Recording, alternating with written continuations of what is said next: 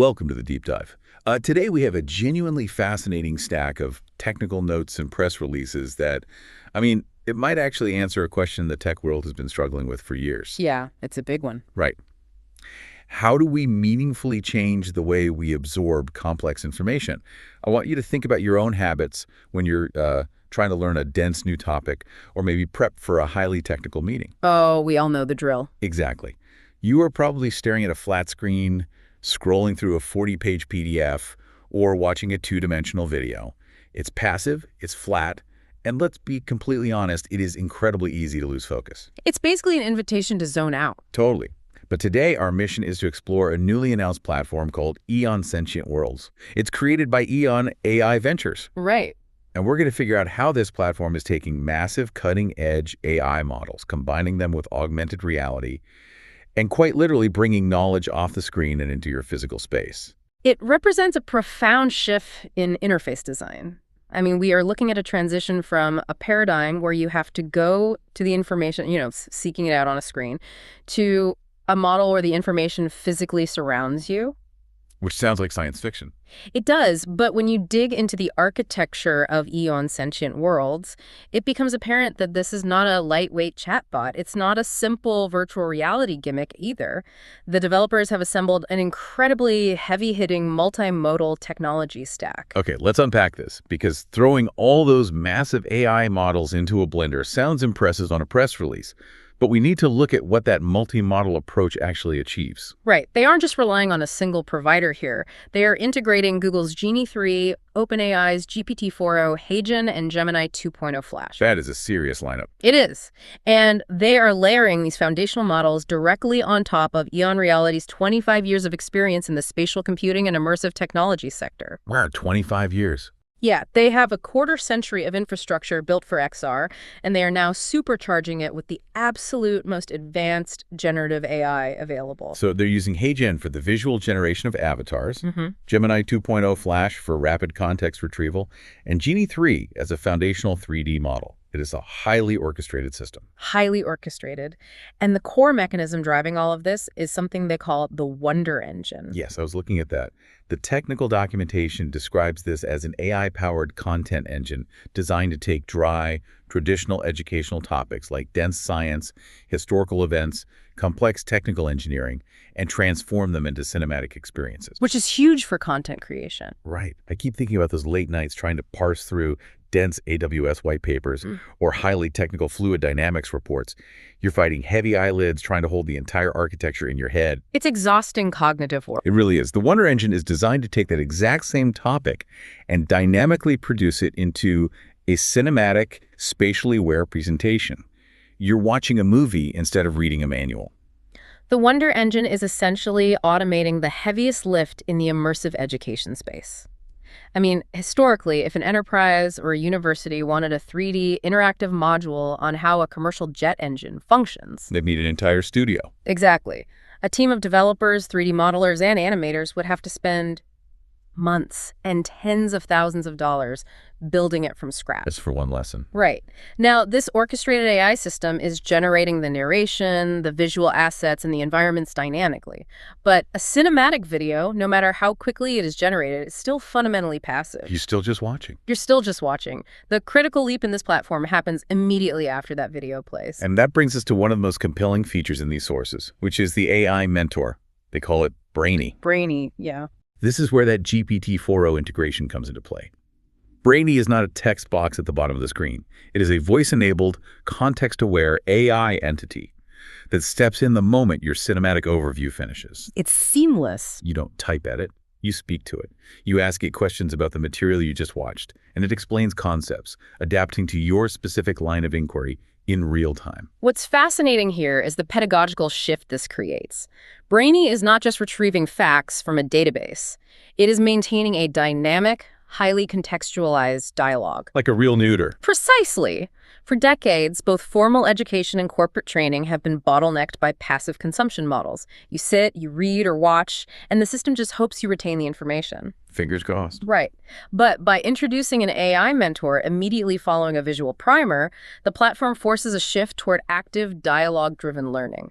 If you're struggling to understand the specific pressure differentials in that jet engine module, you just stop the lesson. And you ask Brainy. You ask Brainy to explain it using a different analogy. You interrogate the material.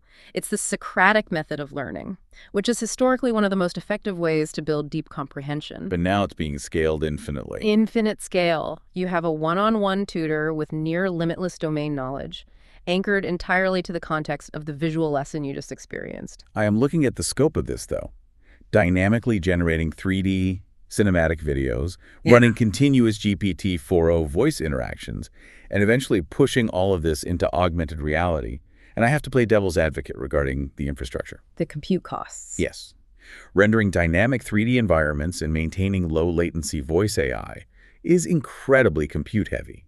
The server costs for a platform doing this at scale would normally be astronomical. No, it would burn through venture capital in a week. Right. Yet the pricing tiers outlined in the press release start at $9.99 a month for individual users.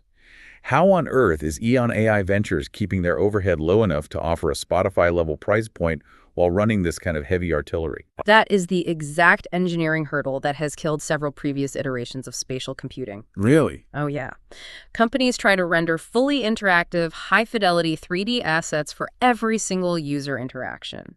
The compute costs skyrocket while the user's mobile battery drains in 20 minutes. So how did EON solve it? EON's solution to this is structural, and it's arguably the most elegant piece of engineering in the entire platform. Here's where it gets really interesting. EON Sentient Worlds has built a framework they call the Progressive Immersion Ladder. The ladder. It's essentially a progressive rendering pipeline for human attention. Think of it like dipping your toes in a pool to check the temperature before you decide to throw on your scuba gear and dive to the bottom. That is a great way to look at it. They do not load the heavy, expensive 3D assets or activate the complex spatial tracking until you, the user, have proven you are actually engaged with the base material. They break the learning process into 4 distinct steps, aiding the heavier compute features behind active participation. It operates as both a cognitive framework for the user and a resource management protocol for the servers. Let's map out how those 4 steps actually distribute the computing load, because it's a brilliant balance of user experience and cost efficiency. I can take the first 2 steps, which are the lightweight entry points. Go for it. Step 1 is the pre-rendered video. This is just a 60-second cinematic overview of the topic. It requires very little compute power to stream. It serves as the hook to see if you even care about this subject. Testing the waters. Exactly. If you're interested, you move to step 2, the AI conversation. This activates Brainy. You're still in a relatively low compute environment relying on voice and text protocols. You contextualize the information, ask your initial questions, and build a foundational understanding. And for a lot of casual queries, a user might stop right there. Yeah, the system provided the answer without ever needing to render a single polygon. But if you require a deeper spatial understanding of the topic, you initiate step 3, which is 3D exploration. This is where things get heavy. Right. This is the threshold where the platform allocates significant resources. The standard 2-dimensional video frame breaks open, and the lesson becomes a fully walkable, interactive 3D environment right on your screen. So you can manipulate the objects? You rotate them, explore the spatial relationships. The cognitive load shifts entirely here. You're no longer just processing language. You are engaging your spatial awareness, which activates completely different neural pathways. And the final rung of the ladder is step 4, AR on your phone. This is the peak. This is where the platform taps into the LiDAR scanners built into modern mobile devices. The notes detail how this projects the 3D environments directly into your physical space. You don't need a bulky, expensive headset. Just the phone in your pocket. The examples they provide are striking.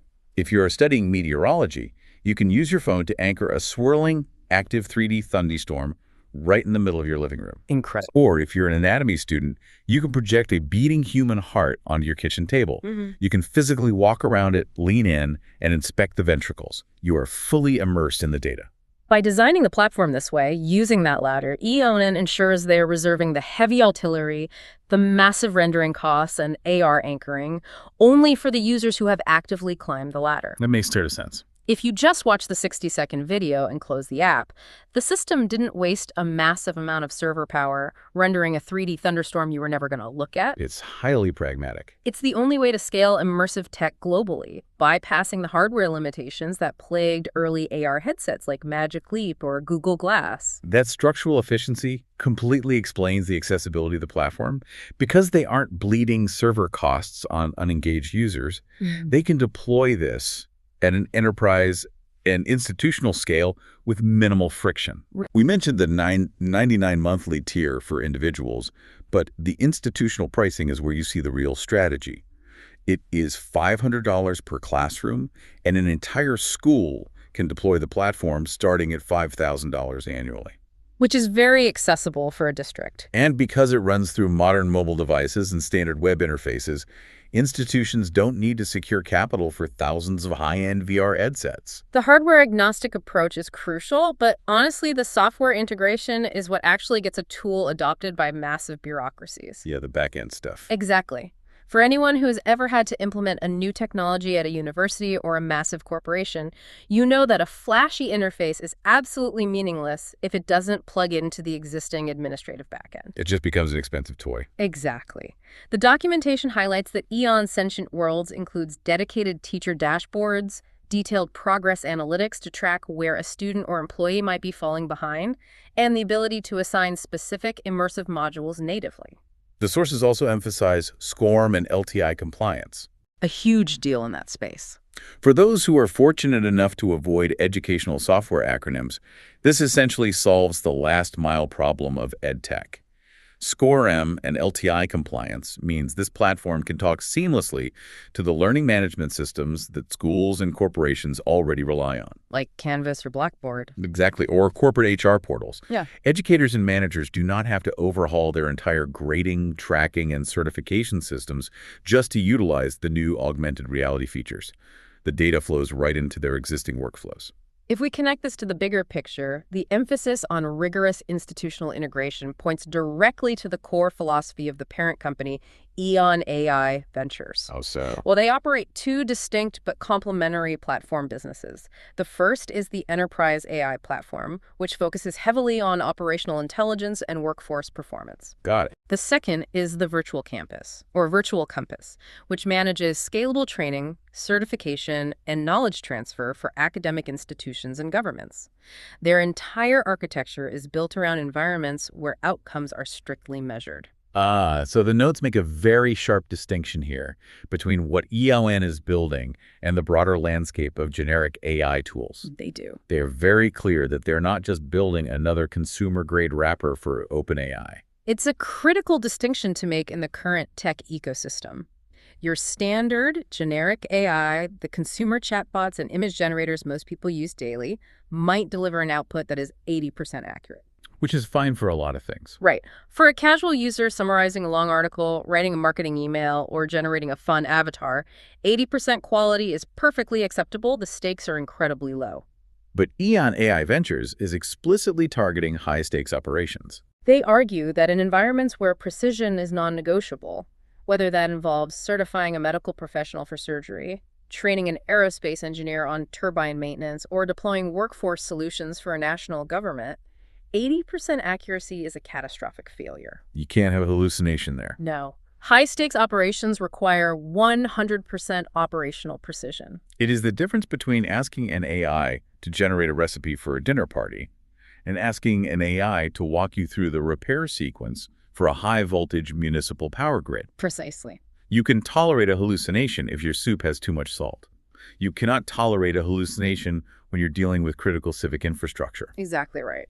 Because EON has a 25-year legacy in building XR solutions specifically for enterprise transformation, they have designed their multi-model architecture to prioritize that rigorous operational reliability over simple parlor tricks. They are anchoring the generative AI to strict, verifiable knowledge bases. That foundation of reliability is what makes the Wonder Engine and the AI Mentor actually viable for institutional use. If the underlying data wasn't locked down and precise, a university would never allow students to engage with it, no matter how beautiful the 3D thunderstorms looked. The visual immersion is just the delivery mechanism for highly validated intelligence. Exactly. So what does this all mean? We have covered a massive amount of ground here. From the orchestration of Gemini, Genie 3, and GPT-4o to the progressive rendering pipeline of the Immersion Ladder, all the way to SCORM compliance in enterprise deployment. It's a massive ecosystem. It really is. I want to pull a quote directly from the technical notes. It's from Dan Lajerskar, the chairman of EON AI Ventures, and I think it synthesizes the ultimate objective of this entire technology stack. What did he say? He stated, "The launch of EON Sentient Worlds is a pivotal moment in the evolution of immersive technology. We're replacing scrolling with exploring, creating a new standard for curiosity-driven engagement. Every step on this journey is designed to inspire learning and wonder on a global scale." Replacing scrolling with exploring. Replacing scrolling with exploring, that is a fundamental reframing of how we interact with the digital world. It captures the exact utility of what we're analyzing today. This technology directly addresses a profound friction point for anyone trying to stay well-informed. The information overload. Yes, you want to gain knowledge quickly and you want to understand complex systems thoroughly, but the modern digital landscape just bombards you. Traditional text and flat media often exacerbate that overwhelm because they force your brain to do the heavy lifting of visualizing abstract, multidimensional concepts. Which is exhausting. By offloading that visualization process to the Wonder Engine and by allowing you to converse naturally with an entity like Brainy, the technology systematically removes the cognitive friction. It makes acquiring deep, highly technical knowledge feel as intuitive as walking around a room and having a conversation. You're no longer fighting the format of the information. The format is dynamically adapting to your specific curiosity and your physical environment. It brings a sense of agency back to the learning process, which is something that traditional passive media has largely stripped away. This raises an important question, though, something we need to carefully consider as spatial computing and multimodal AI scale over the next decade. Okay. If our daily consumption of knowledge transitions away from reading flat, two-dimensional text on a screen and moves toward physically walking through 3D simulations in our living rooms, how will this reliance on spatial memory change the physical structure of human brains? Oh, wow. If the next generation's fundamental perception of reality is one where digital knowledge is inherently volumetric, spatially anchored, and conversational, how does that alter the long-term evolution of human cognition and our baseline relationship with the physical world? If we stop reading to learn and start walking to learn, our brains are going to map information in a completely unprecedented way. We might literally reshape our own neural pathways just by changing the dimensions of our digital textbooks. It is a massive paradigm shift to think about. It really is. Thank you so much for joining us on this deep dive today. Take some time to think about your own learning habits, how much cognitive energy you spend just trying to visualize complex ideas, and how a spatially aware AI mentor might completely change that process for you in the near future. Keep asking hard questions, keep seeking out new perspectives, and above all, stay curious.